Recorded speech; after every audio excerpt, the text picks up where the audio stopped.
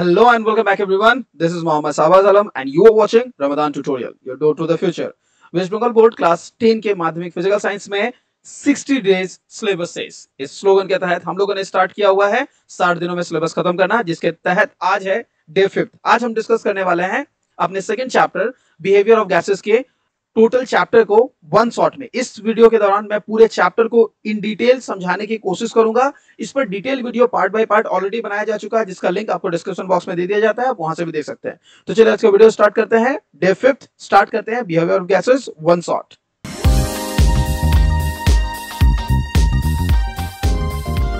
So welcome back बच्चों, आज हम करने वाले हैं फिजिकल साइंस के चैप्टर नंबर 2 का वन शॉट। आज के इस वीडियो में मैं पूरे फिजिकल साइंस के इस चैप्टर नंबर 2 को वन शॉट में समझाने की कोशिश करूंगा। ये बहुत ज्यादा डिटेल वीडियो नहीं हो सकता है, इसमें मैं आपको जितनी भी चीजें मैंने ऑलरेडी पढ़ाई हैं इस चैप्टर के दौरान, इसे एक शॉट के अंदर में डिस्कस करने की कोशिश करूंगा। तो चलिए स्टार्ट करते हैं, देखते हैं क्या है behaviour of gases chapter number 2 माध्यमिक फिजिकल साइंस। इसके तहत जो कंटेंट हमारा है, सबसे पहले हम लोग कंटेंट को नोट डाउन करके समझने की कोशिश करते हैं क्या क्या है हमारे पास इस चैप्टर के कंटेंट में। तो जैसा कि आप देख सकते हैं इस चैप्टर के कंटेंट के सीरीज में सबसे पहले हम लोग करने वाले हैं behaviour of gases in bulk में बेसिक प्रॉपर्टीज को डिस्कस। उसके बाद हम बॉयल्स लॉ को डिस्कस करेंगे, फिर हम चार्ल्स लॉ को डिस्कस करेंगे। इसके बाद हम इसे कंबाइंड फॉर्म में पढ़ेंगे, हम आइडियल गैस इक्वेशन को जानेंगे और एवोगाड्रोस लॉ को पढ़ेंगे। तो ये वो सारी चीजें होने वाली है जो हम लोग इसके फर्स्ट पार्ट के तहत पढ़ने वाले हैं, जहां पर हमारा डिस्कशन होने वाला है behaviour of gases in bulk. इसके बाद हम लोग इसका सेकंड चैप्टर स्टार्ट करेंगे। इस सेकंड पार्ट में हमारा जो डिस्कशन होने वाला है वो होने वाला है behaviour of gases in molecular level. Molecular level में हम डिस्कस करते हैं केटीजी यानी काइनेटिक थ्योरी ऑफ गैस को। हम डिस्कस करते हैं कि टेम्परेचर पर और प्रेशर का क्या इंपैक्ट पड़ता है बिहेवियर ऑफ गैसेस की स्पीड ऑफ मॉलिक्यूल्स पर। मॉलिक्यूल्स किस तरह से रिएक्ट करते हैं जब टेम्परेचर और प्रेशर चेंज होते हैं। तो ये सारा हमारा डिस्कशन होने वाला है आज के इस चैप्टर में। चलिए एक एक करके अपने स्क्रीन पर चलते हैं और उन्हें देखते हैं। ये वन शॉट है, यहाँ मुझे आपको सब कुछ पढ़ाना है। तो आप देख सकते हैं बिहेवियर ऑफ गैसेस में जो हमारा बोर्ड का पैटर्न है वो है कि आपको टोटल इस चैप्टर में से 8 मार्क के क्वेश्चन मिलने वाले हैं। कहां कहां 8 मार्क्स मिलेंगे? तो 1 मार्क का आपको एक एमसीक्यू दिया जाएगा, 1 मार्क का आपको 2 क्वेश्चन दिया जाएगा। एक एमसीक्यू आपसे पूछा जाएगा, एक एमसीक्यू आपको आंसर देना है और एक आपको 1 मार्क्स का क्वेश्चन का आंसर देना है। तो 1 मार्क्स के लिए आपको एक नहीं 2 क्वेश्चन का आंसर देना है। इसके बाद आपको 2 मार्क्स का एक क्वेश्चन पूछा जाएगा। 2 मार्क्स का ग्रुप सी में क्वेश्चन पूछा जाता है और ग्रुप डी में से एक क्वेश्चन पूछा जाएगा जो कि 3 मार्क्स का होगा। तो आपको क्या पता चल रहा है? टोटल 3 4 5 6 7 8 तो टोटल 8 मार्क्स के क्वेश्चन एग्जाम में पूछे जाएंगे। आप जो चैप्टर प्रिपेयर कर रहे हैं ये चैप्टर आपको 8 मार्क्स एग्जाम में दिलवाने वाला है। आई होप कि आप समझ सकते हैं कितना वैल्यूएबल होने वाला है। ये मैक्सिमम मार्क्स तो नहीं है किसी चैप्टर का, लेकिन हाँ 8 एक वैल्यूएबल मार्क है। तो चलिए आगे बढ़ते हैं, चलिए एक एक करके कंटेंट को पढ़ते हैं। तो जैसा कि मैंने बताया behaviour of gases in bulk में हम सबसे पहले बेसिक प्रॉपर्टीज को जानेंगे। आपको एक बार दोबारा कंटेंट दिखा दूं, जैसा कि मैंने आपको कंटेंट दिखाया था। हम बेसिक प्रॉपर्टीज को डिस्कस करेंगे, उसके बाद बॉयल्स लॉ पे पढ़ेंगे, फिर चार्ल्स लॉ और उनके numericals and everything. So let's start. सबसे पहले समझते हैं कुछ बेसिक प्रॉपर्टीज। बेसिक प्रॉपर्टीज में हमें जिन्हें जानना है, एक बेसिक प्रॉपर्टी हमारे पास आने वाली है वो है प्रेशर। प्रेशर किसे कहते हैं? तो बेसिकली प्रेशर जो होता है वो होता है force per unit area. Force per unit area को हम प्रेशर कहते हैं। फोर्स पर यूनिट एरिया हमारा प्रेशर कहलाता है। इसके डेफिनेशन को यहाँ पर मैंने लिख दिया है, आप चाहे तो समझ सकते हैं, फिर भी मैं एक अंडरस्टैंडिंग के लिए समझाने की कोशिश करता हूँ। डेफिनेशन यहाँ से रटने के लिए नहीं बता रहा हूँ। हम किसी एक पर्टिकुलर एरिया को लेते हैं, फॉर एग्जांपल ये मेरा एरिया और इस एरिया पर मैं कोई प्रेशर अप्लाई करता हूं, ठीक है। इस एरिया पर मैं कोई फोर्स अप्लाई करता हूं, ठीक है। तो मैं मान लेता हूं कि यहाँ पर मैंने जो फोर्स अप्लाई किया है वो 1 न्यूटन का फोर्स है और ये जो एरिया है ये 1 मीटर स्क्वायर का एरिया है।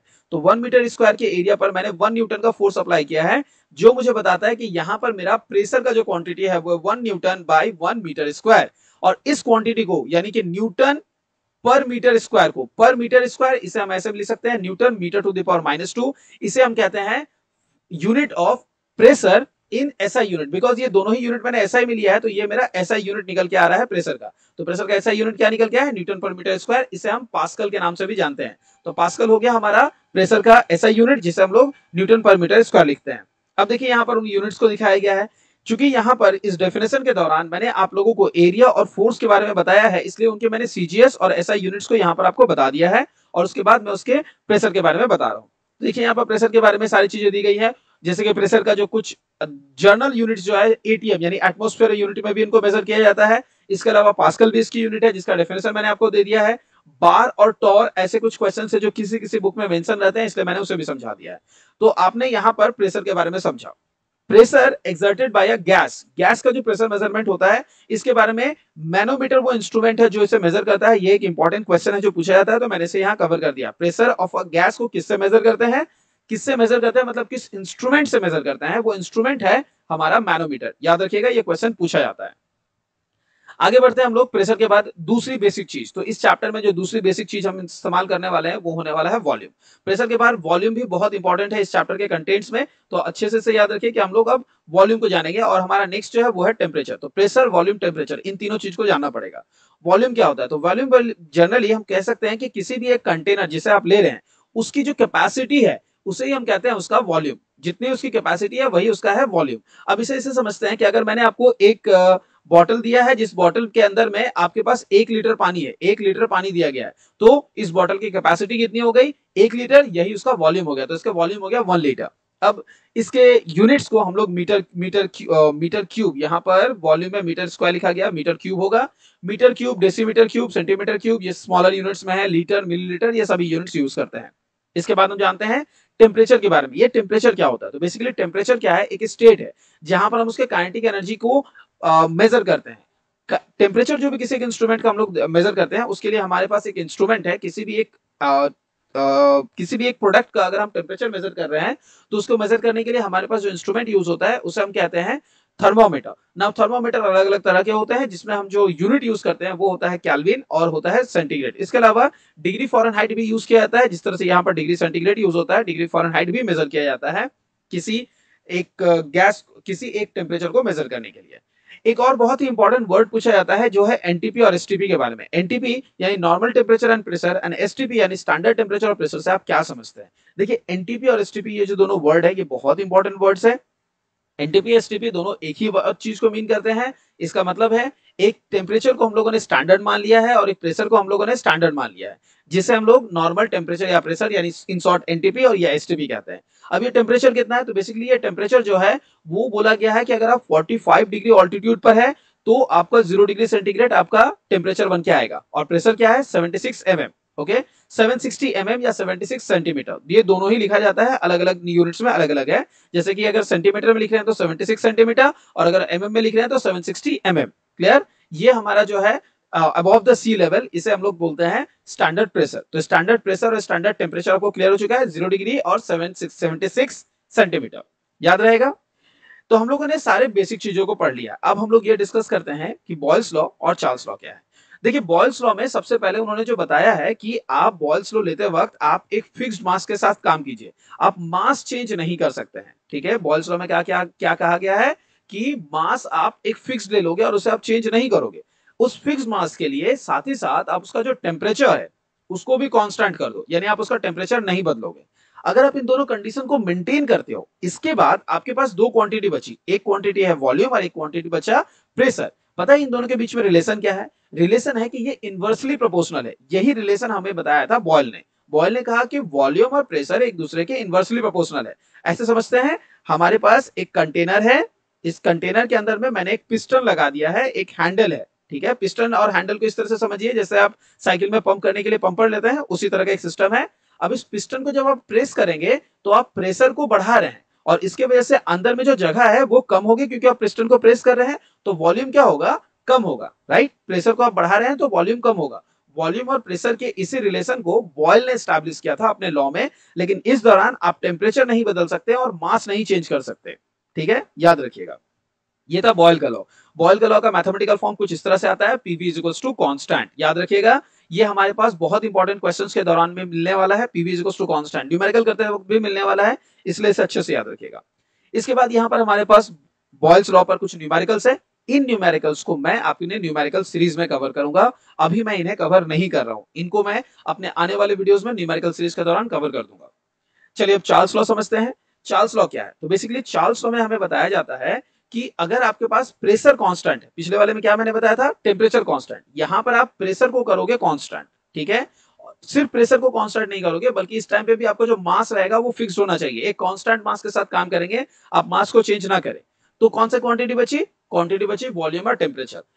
चार्ल्स ने अपने नियम में बताया कि ये दोनों एक दूसरे के साथ चेंज करेंगे, डायरेक्टली प्रोपोर्शनल है। कैसे? अगर आप टेम्परेचर बढ़ाओगे तो वॉल्यूम बढ़ेगा, टेम्परेचर कमाओगे तो वॉल्यूम कमेगा। ये है रिलेशन, यानी कि डायरेक्टली प्रोपोर्शनल। इसी वर्ड को कहा गया है डायरेक्टली प्रोपोर्शनल। लेकिन उन्होंने सिर्फ ये नहीं बताया कि ये डायरेक्टली प्रोपोर्शनल है और टेम्परेचर बढ़ाने पे वॉल्यूम बढ़ेगा, बल्कि उन्होंने ये भी बताया कि कितना बढ़ेगा। ठीक, तो चलिए काम करते हैं, एक सिनेरियो लेते हैं इसे समझने के लिए चार्ल्स लॉ को। हमारे पास एक कंटेनर है और इस कंटेनर के अंदर में मैंने टेम्परेचर रखा है 0 डिग्री सेंटीग्रेड और इसका जो वॉल्यूम है वो है V1। ओके, V0 कर देते हैं, समझने में इजी होगा। अब जब मैं इसका टेम्परेचर 1 डिग्री सेंटीग्रेड बढ़ा रहा हूं तो मेरा नया टेम्परेचर हो गया 1 डिग्री सेंटीग्रेड। यहां पर इसका वॉल्यूम बढ़ जाएगा। नया वॉल्यूम कितना होगा? जो V0 था उसके साथ V0 का 273 ये ऐड हो जाएगा। इसे ही हम कहते हैं नया वॉल्यूम यहाँ का। क्लियर? तो उन्होंने क्या बताया था? जब भी आप किसी का टेम्परेचर 1 डिग्री सेंटीग्रेड बढ़ाते हैं, इसका इनिशियल वॉल्यूम का 1/273 बढ़ जाएगा, लेकिन इनिशियल वॉल्यूम का नहीं बल्कि 0 डिग्री सेंटीग्रेड वाले वॉल्यूम का। ठीक है, किस वॉल्यूम का? 0 डिग्री सेंटीग्रेड वाले वॉल्यूम का 1/273 बढ़ जाएगा। इस तरह से हम लोग चार्ल्स लॉ को समझते हैं। चार्ल्स लॉ समझ आया? आप प्रेशर को कांस्टेंट रख रहे हैं, मास को कांस्टेंट रख रहे हैं, टेम्परेचर बढ़ाने पे वॉल्यूम बढ़ेगा। कितना बढ़ेगा? 1 डिग्री टेम्परेचर बढ़ाने पे 1/273 उसका जो 0 डिग्री पर है उसका बढ़ेगा। क्लियर हो चुका है? ये था चार्ल्स लॉ। तो अब हमारा जो कंसेप्ट है वो है एब्सोल्यूट जीरो। क्वेश्चन है एब्सोल्यूट जीरो क्या है? देखिए, एब्सोल्यूट जीरो पे जो क्वेश्चन पूछा जाता है एग्जामिनेशन में काफी इंपॉर्टेंट है, इसलिए मैंने इसे यहाँ पर सेपरेटली कवर भी किया है। एब्सोल्यूट जीरो बेसिकली एक टेम्परेचर है, ऐसा टेम्परेचर जहां पर वॉल्यूम किसी भी एक गिवन गैस का जीरो हो जाता है। ठीक है, बॉयल्स लॉ और चार्ल्स लॉ में हमारे पास गैस के बारे में डिस्कशन की गई है। गैस का वॉल्यूम आप जीरो कर सकते हैं एक टेम्परेचर पे जाकर। कौन से टेम्परेचर पर? आप जैसा देख सकते हैं यहाँ पर लिखा गया -273 डिग्री सेंटीग्रेड। ये -273 डिग्री सेंटीग्रेड टेम्परेचर पर जाकर आपको किसी भी गैस का वॉल्यूम मिलेगा जीरो। क्लियर? अब यहां पर एक चीज और याद रखिएगा, अगर आप इसे एक्यूरेटली मेजर करेंगे तो ये -273 डिग्री सेंटीग्रेड नहीं बल्कि 273.15 डिग्री सेंटीग्रेड का वैल्यू आता है। अप्रोक्सीमेटली हम लोग इसे लिखते हैं और हर जगह इसी का इस्तेमाल किया जाता है। मैं आपको ये वैल्यू इसलिए बता रहा हूं क्योंकि मैं बहुत सारे न्यूमेरिकल के दौरान आपको 273.15 के बारे में बताता हुआ मिलूंगा। मैं एग्जैक्टली इसी वैल्यू के साथ काम करता हूं। क्लियर? वैसे 273 लिखना गलत नहीं है। तो -273 डिग्री सेंटीग्रेड टेम्परेचर वो है जहां पर जाकर आपका किसी का वॉल्यूम जीरो हो जाता है। यहां पर आपको ये भी याद रखना है कि प्रैक्टिकली ये पॉसिबल नहीं है कि आप किसी भी गैस को उस वॉल्यूम तक ले जाए, क्योंकि जैसे आप उस टेम्परेचर तक ले जाए, क्योंकि जैसे आप उस टेम्परेचर तक ले जाएंगे वॉल्यूम जीरो होने से पहले वो गैसेस स्टेट में रहेगा ही नहीं, वो लिक्विड पे कन्वर्ट हो जाएगा और लिक्विड स्टेट पर चार्ल्स लॉ एप्लीकेबल नहीं होता है। क्लियर? तो चार्ल्स लॉ एप्लीकेबल किस पर है? गैसेस पर एप्लीकेबल है और -273 डिग्री सेंटीग्रेड पर प्रैक्टिकली कोई भी गैस आपको नहीं मिलता है जो कि गैसेस स्टेट में रहे, सब लिक्विड में कन्वर्ट हो जाते हैं। इसलिए किसी का भी वॉल्यूम जीरो कर पाना पॉसिबल नहीं है। एब्सोल्यूट जीरो एक सिर्फ हाइपोथेसिस है, प्रैक्टिकली पॉसिबल नहीं है, थ्योरेटिकली पॉसिबल है। एब्सोल्यूट जीरो के बारे में इतनी इंफॉर्मेशन आपके लिए एनफ होगी। टेम्परेचर, एग्जैक्ट टेम्परेचर और ये पॉसिबल है या नहीं ये भी क्लियर हो चुका है। नेक्स्ट स्क्रीन पे चलते हैं। हमारे पास अगला जो है वो है एब्सोल्यूट स्केल, जिसे हम लोग केल्विन स्केल ऑफ टेम्परेचर के नाम से भी जानते हैं। केल्विन स्केल ऑफ टेम्परेचर जो है उसे लॉर्ड केल्विन इनका नाम है, फिजिसिस्ट थे लॉर्ड केल्विन, उन्होंने इंट्रोड्यूस किया था, जहां पर उन्होंने मिनिमम पॉइंट को -273 बनाया और मैक्सिमम तक वो लेके गए। हर एक डिविजन को उन्होंने डिफाइन किया, जिसके बेसिस पर एक नया स्केल बनाया। ये स्केल कुछ इस तरह से फंक्शन करता है कि अगर आपके पास केल्विन डिग्री सेंटीग्रेड का टेम्परेचर है तो डिग्री सेंटीग्रेड वाले टेम्परेचर में 273 ऐड करने पर आपको केल्विन मिल जाएगा, केल्विन का वैल्यू मिल जाएगा। इस तरह से उन्होंने एक स्केल बनाया और इस स्केल को नाम दिया केल्विन स्केल ऑफ टेम्परेचर। जिस तरह से इसी तरह से हमारे पास डिग्री सेंटीग्रेड की स्केल और डिग्री फ़ारेनहाइट स्केल भी चलती है। आपने नोटिस किया होगा जो हमारे पास क्लिनिकल थर्मोमीटर्स जो हम लोग घर पर देखते हैं, उन क्लिनिकल थर्मोमीटर्स में जो रीडिंग हमें दी जाती है, वो रीडिंग जो होती है वो बेसिकली डिग्री सेंटीग्रेड और डिग्री फ़ारेनहाइट दोनों मेंशन होता है। एक तरफ में डिग्री सेंटीग्रेड रहता है, दूसरी तरफ में डिग्री फ़ारेनहाइट रहता है। ठीक है, तो उसी तरह से एक नया स्केल ऑफ टेम्परेचर केल्विन ने बनाया जिसका नाम है केल्विन स्केल ऑफ टेम्परेचर। आगे बढ़ते हैं। Alternative form of Charles law. Alternative form of Charles law जो है वो दरअसल हमें ये बताता है, हम लोगों ने चार्ल्स लॉ के स्टेटमेंट में देखा था ना, V is proportional to T, इसे ही ऑल्टरनेटिव स्टेटमेंट्स कहते हैं। जब आप इसे प्रोपोर्शनल को इक्वल टू में कन्वर्ट करेंगे तो KT आएगा और यहां से हमें मिलेगा V by T is equal to constant. V by T is equal to constant, ये वो मैथमेटिकल फॉर्म है जिसके बेसिस पर चार्ल्स लॉ के न्यूमेरिकल सॉल्व किए जाते हैं। इसीलिए इस चीज को यहाँ पर दिखाया गया है और इसके बेसिस पर हमारे पास आने वाले कुछ न्यूमेरिकल्स है। जैसे कि आप अपने स्क्रीन पे देख सकते हैं, ये न्यूमेरिकल्स जो है ये हमारे चार्ल्स लॉ पर दिए गए हैं। मैंने आपको अभी बताया था कि चार्ल्स लॉ के न्यूमेरिकल और बॉयल्स लॉ के न्यूमेरिकल्स को मैं अपने न्यूमेरिकल वाले सीरीज में सॉल्व करूंगा। हम तब उसके साथ मिलेंगे। अब हम चलते हैं बिहेवियर ऑफ गैसेस में। अगला जो टॉपिक है वो है behaviour of gases in bulk का कंबाइंड लॉ। ये कंबाइंड लॉ क्या है उसे समझते हैं। देखिए कंबाइंड लॉ में हमें ये बताया जा रहा है कि बॉयल्स लॉ में हम जानते हैं V is proportional to 1/p और चार्ल्स लॉ में हम जानते हैं V is proportional to T, right. जब हम बॉयल्स लॉ की बात करते हैं तो मास के साथ टेम्परेचर को कांस्टेंट करते हैं और चार्ल्स लॉ में प्रेशर और मास को कांस्टेंट रखते हैं। अगर हम इन दोनों को कंबाइन करें तो क्या होगा, ये होगा V is proportional to T/P। ये जो T है ये न्यूमरेटर में है, ये P जो है ये डिनोमिनेटर में है, तो T/P होगा। जब आप इसको इक्वलिटी में कन्वर्ट करेंगे तो प्रोपोर्शनलिटी कांस्टेंट देना पड़ता है, V is equals to K T/P। यहां से आप क्रॉस मल्टीप्लाई करेंगे, PV is equals to KT मिलेगा। बाद में एक्सपेरिमेंटली फाइंड आउट किया गया कि इस प्रोपोर्शनलिटी कांस्टेंट को हम लोग कैपिटल R यानी यूनिवर्सल गैस कांस्टेंट से डिनोट करेंगे और ये लिखा गया PV is equals to RT। ये कितने मोल ऑफ गैस के लिए था, ये था 1 मोल ऑफ गैस के लिए, ठीक है। 1 मोल ऑफ गैस के लिए इसे डिराइव किया गया। यहां से एक और चीज मिलती है, P1V1 is equals PV is equals to RT से हम लोग इस तरह से लिख सकते हैं कि PV/T is equals to constant यानी P1V1/T1 is equals to P2V2/T2। तो कंबाइंड लॉ से जो हमें ये मिला P1V1/T1 is equals to P2V2/T2 यानी एक ही टाइम पे जब चार्ल्स और बॉयल्स लॉ को कोई फॉलो करे तो ये फॉर्म मिला। इसके बेसिस पर हम आइडियल गैस इक्वेशन बना सकते हैं जो कि हमारे नेक्स्ट स्क्रीन पर है। तो चलिए अब देखते हैं कि आइडियल गैस इक्वेशन क्या है। आइडियल गैस इक्वेशन में बेसिकली हम लोगों ने जो पिछले अपने कंबाइंड लॉ में पढ़ा कि PV is equals to RT, जो हम लोगों ने पढ़ा ये 1 मोल ऑफ गैस के लिए पॉसिबल है। लेकिन अगर number of gases of mole, हम जानते हैं कि गैस तो 1 मोल का होगा नहीं, अगर उसमें n मोल है तो क्या होगा, तो वो हो जाएगा PV is equals to nRT। यहाँ पर PV is equals to nRT वाले फॉर्म को आपको याद रखना है, जिससे हम लोगों ने आइडियल गैस इक्वेशन एस्टैब्लिश किया। PV is equals to nRT हमारा आइडियल गैस इक्वेशन है फॉर n नंबर ऑफ मोल।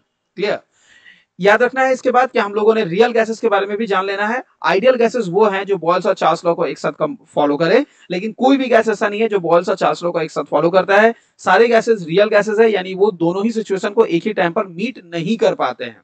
याद रखिएगा ये बात। इसलिए अर्थ पे जितने गैसेस है सभी रियल गैसेस है। आइडियल गैस का कोई एग्जाम्पल नहीं है, रियल गैसेस के जितने गैसेस है सभी रियल गैसेस के एग्जाम्पल आते हैं। क्लियर है। अब एक क्वेश्चन यहाँ पर पूछा जाता है कि क्या एक आइडियल गैस को हम लोग रियल गैस को आइडियल गैस की तरफ बिहेव करवा सकते हैं। आंसर है हाँ, ये पॉसिबल है। इसके लिए आपके पास 2 कंडीशन है। आपको टेम्परेचर को बहुत हाई करना पड़ेगा और प्रेशर को बहुत लो करना पड़ेगा। देख सकते हैं हाई टेम्परेचर और लो प्रेशर वो कंडीशन है जब जाकर आपको ऐसा सिचुएशन मिलेगा कि रियल गैसेस आइडियल गैसेस की तरह बिहेव करें। क्लियर है। आपके पास ये 2 scenario, high temperature and low pressure पे ये पॉसिबल है। इसके बाद हम लोग जानते हैं अगला वो है एवोगाड्रोस लॉ। एवोगाड्रोस लॉ के लिए यहाँ पर जो फिगर दिया गया है उससे समझते हैं। एवोगाड्रोस लॉ में उन्होंने बताया था कि अगर आप सेम कंडीशन वाले 2 डिफरेंट गैसेस लीजिए, जिसमें एक आपने गैस, फॉर एग्जांपल मैंने हाइड्रोजन ले लिया और दूसरा मैंने ऑक्सीजन ले लिया। देख सकते हैं आप, मैंने ब्लू वाले में हाइड्रोजन को रखा है और रेड वाले में मैंने ऑक्सीजन को रखा है। ठीक है, अब यहाँ पर रेड से मैं O2 लिखूंगा तो दिखेगा नहीं, इसलिए मैं लिख देता हूँ। चलिए लिख दिया, हाइड्रोजन और ऑक्सीजन है। अब आपको पता है कि इन दोनों गैसेस हाइड्रोजन और ऑक्सीजन को हम लोगों ने लिया है, इसका अगर मैं सेम कंडीशन मेंटेन करूं यानी टेम्परेचर और प्रेशर सेम कर देता हूं, जितना हाइड्रोजन का टेम्परेचर है उतना ही टेम्परेचर में ऑक्सीजन का रखूं, जितना हाइड्रोजन का प्रेशर है वही सेम प्रेशर में यहां पर मेंटेन करूं। इस कंडीशन में अगर मैं दोनों का इक्वल क्वांटिटी भी पिक करता हूं, क्वांटिटी भी मैंने सेम लिया, ठीक है, तो मैंने क्या किया, टेम्परेचर प्रेशर को सेम मेंटेन किया और इक्वल क्वांटिटी लिया, यानी अगर 1 लीटर हाइड्रोजन लेता हूं तो 1 लीटर ही मैं ऑक्सीजन भी लेता हूं। इस कंडीशन में जाकर आपको पता है इसमें number of mole of gas और इसमें number of mole of gas same होंगे। अब 2 गैसेस हैं लेकिन उनके नंबर ऑफ मोल क्या होंगे, सेम होंगे। किस कंडीशन में, कंडीशन एवोगाड्रो ने समझाया था कि टेम्परेचर और प्रेशर को सेम करो और same amount of volume low, आपको सेम नंबर ऑफ मोल मिलेंगे। यही था एवोगाड्रोस लॉ। इसके साथ एक और क्वेश्चन आता है, what is Avogadro's number. Avogadro's number जो है इसके साथ बहुत ज्यादा कंफ्यूजन है बच्चों को। मैं जब पूछता हूं व्हाट इज एवोगाड्रोस नंबर, बच्चे आंसर लिखते हैं Avogadro's number is 6.022 into 10 to the power 23। कुछ बच्चे इसे 23 भी कहते हैं, बोथ आर ओके, लेकिन ये एवोगाड्रोस नंबर नहीं है, ये एवोगाड्रोस नंबर की वैल्यू है। एवोगाड्रोस नंबर जो है एक डेफिनेशन है, ये कहता है कि एवोगाड्रोस नंबर मतलब कितने नंबर ऑफ मॉलिक्यूल प्रेजेंट होंगे 1 ग्राम मोल में। ठीक है, अगर मैं आपको 1 ग्राम मोल दूं तो इसमें कितने नंबर ऑफ मॉलिक्यूल्स होंगे, इसमें कितने नंबर ऑफ मॉलिक्यूल्स होंगे, इसे डिफाइन किया था एवोगाड्रो ने। उन्होंने कहा कि इसमें इतने नंबर ऑफ मोल होंगे। क्लियर, तो ये हो गया एवोगाड्रो नंबर का वैल्यू। और एवोगाड्रो नंबर मतलब आप क्या समझते हैं, एवोगाड्रो नंबर मतलब 1 ग्राम मोल में कितने नंबर ऑफ मोल होंगे, इसे एवोगाड्रो नंबर कहते हैं। क्लियर हुआ। नेक्स्ट स्क्रीन पर चलते हैं, देखते हैं अगला क्या है। तो हम लोगों ने पार्ट 1 को पूरा कंप्लीट कर लिया है, अब हम पार्ट 2 स्टार्ट करने वाले हैं। Behaviour of gases in molecular level, जहां पर हम पढ़ने वाले हैं केटीजी यानी kinetic theory of gas. Kinetic theory of gas के अंदर उन्होंने बताया कि जो गैस है वो कुछ थ्योरीज फॉलो करते हैं, कुछ पोस्टुलेट है जो डिफाइन किया गया है जिसे वो फॉलो करते हैं, उनको एक एक करके जानते हैं। अब देखिए केटीजी यानी काइनेटिक थ्योरी ऑफ गैस को जनरली कभी ऐसे नहीं कहता है कि इन सबको एक साथ डिफाइन करो या सबको स्ट्रेट करो। जनरली 7-8 हमारे पास आते हैं, किसी किसी बुक में 7-8, किसी में 9 भी दे देते हैं, तो इसलिए से कभी आपसे ये नहीं पूछेगा कि स्टेट देम, बल्कि इनसे जो क्वेश्चंस बनते हैं उनको पूछ देता है घुमा फिरा कर। समझते हैं एक एक करके पॉइंट्स को, फिर उनसे क्या क्वेश्चंस बन सकते हैं, अगर कुछ पॉसिबल है वो भी बता दूंगा। तो पहला पोस्टुलेट है all gases consist of large number of tiny particles called molecules that are in constant rapid motion। ठीक है, क्या बताया, गैस जो है वो बहुत सारे मॉलिक्यूल से बने हैं और वो हमेशा मोशन में होते हैं। कौन, गैस मॉलिक्यूल जो है वो मोशन में होते हैं। पहला, यही तो है प्रेशर का रीजन, मैंने ये बताया था। तो प्रेशर का रीजन क्या है, इसे ही लिखेंगे कि all gas is made of many large particles, large tiny particles called molecule and they are always in constant motion. Second, gas molecules are perfectly round, very hard and separated by large distance. Their actual volume is thus negligible as compared to the total volume of the gas।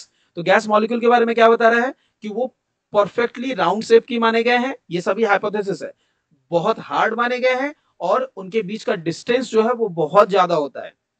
उनका जो volume, मतलब अगर मैं एक gas molecule की volume की बात करूं तो उसका जो वॉल्यूम है पूरे गैस वॉल्यूम के कंपेयर में निग्लेजिबल है, आप उसको इग्नोर कर सकते हैं। सिर्फ एक की बात हम करेंगे तो वो इग्नोरेबल है।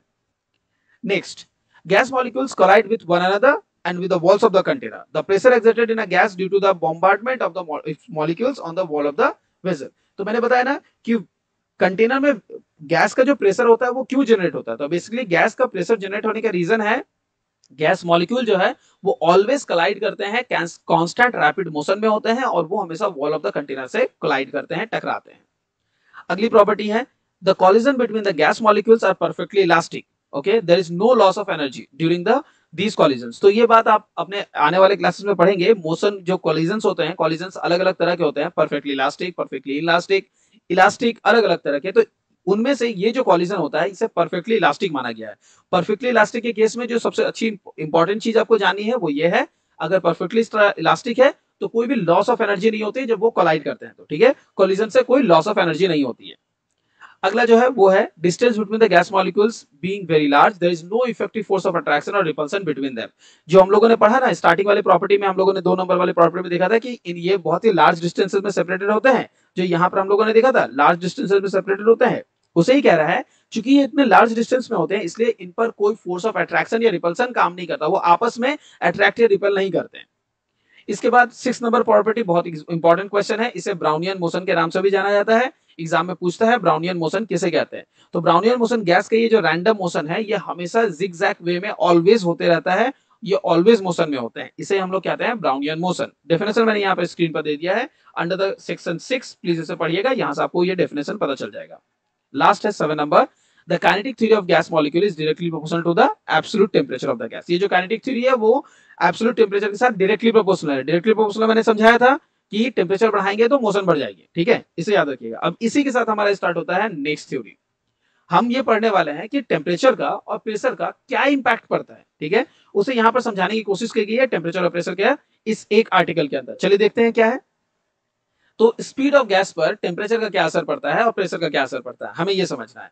If the velocity of the molecule increases, the magnitude of the pressure increases and their velocity of them decreases, pressure decreases। क्या पता चला, वेलोसिटी ऑफ मॉलिक्यूल अगर आप इंक्रीज करवाओगे तो प्रेशर इंक्रीज करेगा, यानी प्रेशर इंक्रीज करने पर भी वेलोसिटी जो है वो भी इंक्रीज कर जाएगा। तो हम लोगों ने प्रेशर के साथ जो रिलेशन पढ़ा वो सिंपल सा रिलेशन पढ़ा, प्रेशर और वेलोसिटीज डायरेक्टली प्रोपोर्शनल है। अगर मैं वेलोसिटी को VEL लिखूं और प्रेशर को PRE लिखूं तो ये डायरेक्टली प्रोपोर्शनल है, वेलोसिटी और जो प्रेशर है वो डायरेक्टली प्रोपोर्शनल है। अब चलिए टेम्परेचर के साथ पढ़ते हैं क्या इसका रिलेशन निकल के आ रहा है। The motion of a gas molecule depends on the temperature of the gas, if the temperature is increased velocity will be increased. Okay, यहाँ पर लिखा गया वेलोसिटी और the kinetic energy of the molecule will increase. तो क्या पता चला, अगर मैं वेलोसिटी को VEL लिखूं और अगर मैं टेम्परेचर की बात कर रहा हूं TEMP लिखता हूं तो टेम्परेचर और वेलोसिटी डायरेक्टली प्रोपोर्शनल है। और वेलोसिटी को मैं अल्टरनेटिवली क्या मेंशन कर सकता हूं, KE काइनेटिक एनर्जी, वो भी डायरेक्टली प्रोपोर्शनल है। यानी टेम्परेचर बढ़ाएंगे तो काइनेटिक एनर्जी या वेलोसिटी बढ़ेगी और टेम्परेचर कमाएंगे तो काइनेटिक एनर्जी या वेलोसिटी डिक्रीज करेगी। ये था वो रिलेशन जो हमें पढ़ना है। तो टेम्परेचर को अल्टरनेटिवली हम लोग काइनेटिक एनर्जी से भी दिखा रहे हैं और प्रेशर को मैं यहाँ पर पीआरई से दिखा रहा हूं, तो मैं पीआरई लिख देता हूं। ठीक है, ये हम लोगों ने रिलेशन पढ़ लिया, समझ आया। प्रेशर वेलोसिटी डायरेक्टली प्रोपोर्शनल है, प्रेशर टेम्परेचर वेलोसिटी वो भी डायरेक्टली प्रोपोर्शनल है। बढ़ाने पर प्रेशर और टेम्परेचर बढ़ाने पर वेलोसिटीज बढ़ती है, याद रहेगा। तो ये था आज का हमारा वन शॉट। हम लोगों ने इस पूरे चैप्टर का वन शॉट पढ़ा, हम लोगों ने इस पूरे चैप्टर को एक क्लास के अंदर समझने की कोशिश की।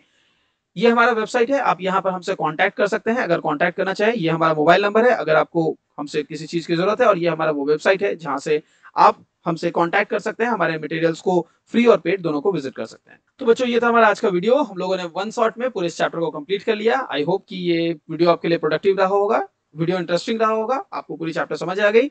ऑब्वियसली ये वन शॉट है, वन शॉट का मतलब पूरे चैप्टर को एक बार में पढ़ाना। तो यहाँ पर मैं बहुत हाई पेस में पढ़ाता हूँ। अगर आपको इसके पार्ट बाय पार्ट को देखना है तो डिस्क्रिप्शन बॉक्स में मैं लिंक दे रहा हूँ, जहां पर मैंने इसकी जितने भी वीडियोस बनाए हैं उस प्लेलिस्ट को ऐड कर दिया हूँ। उस प्लेलिस्ट के थ्रू आप सारे वीडियोस को वन आफ्टर अनदर देख सकते हैं, पार्ट 1, पार्ट 2, पार्ट 3 करके डिटेल में समझ सकते हैं। अगले वीडियो में मिलते हैं जहां पर हम इस चैप्टर के न्यूमेरिकल्स को डिस्कस करते हुए मिलेंगे। आज का वीडियो इतना दूर, मिलते हैं अगले वीडियो में। Till then do take care everyone.